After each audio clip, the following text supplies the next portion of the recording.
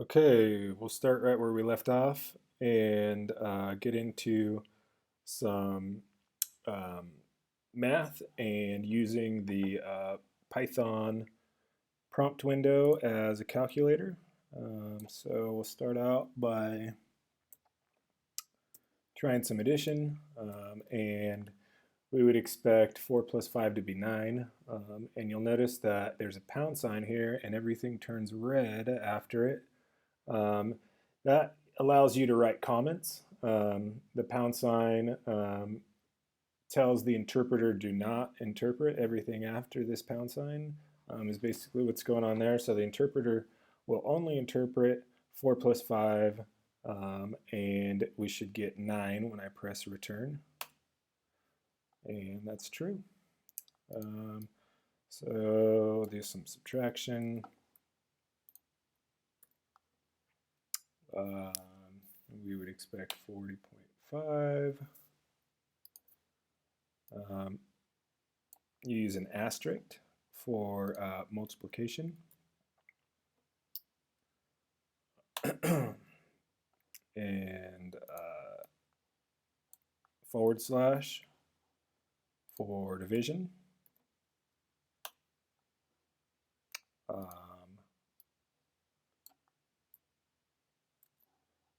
You use two asterisks for exponents. So we would expect 8. 2 to the power 3 is 8. Okay. And this is the square root of 3. So if we remember that basically the square root is 1 to the power, x to the power 1/2. And we would expect that to be 1.7.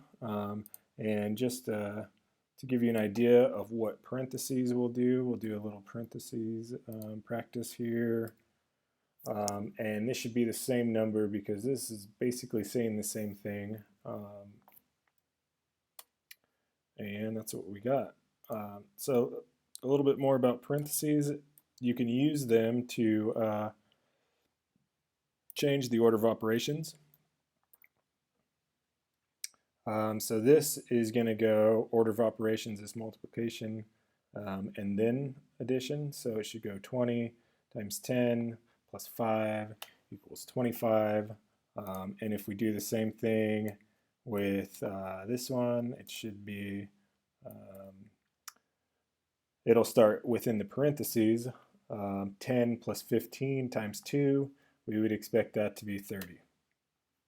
And it is. So we'll move on to some basic math functions that are built into Python. The first thing that we'll need to do is let Python know that we're going to be using the math functions. When I hit return, nothing will happen. But it just lets Python know we're going to be using some math functions. And to take a look at what functions are available, we'll take a look at the directory. This function allows us to open up the directory, and it gives us a list of everything that's in there. We've got a sign, which is the inverse sign. So let's just try that. We'll try help. Math.aSign.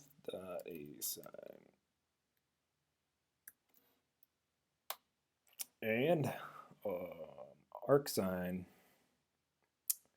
Measured in radians of x. So that's the syntax, and that's what the function is. So let's try to take a look at what the value is for pi.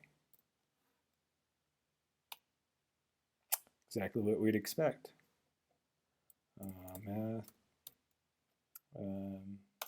Euler's number, 2.7. Let's try to nest some functions.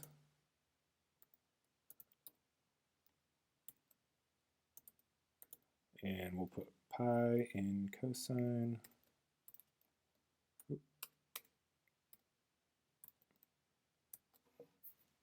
And see what happens. -1, just like we'd expect it to be. Let's see, how about log, math dot log, and then math dot e. And exactly what we'd expect again. So it's good to explore some of these. It's kind of fun to go through and use some of these math functions. You've got factorials, all kinds of stuff in here. But we're going to move on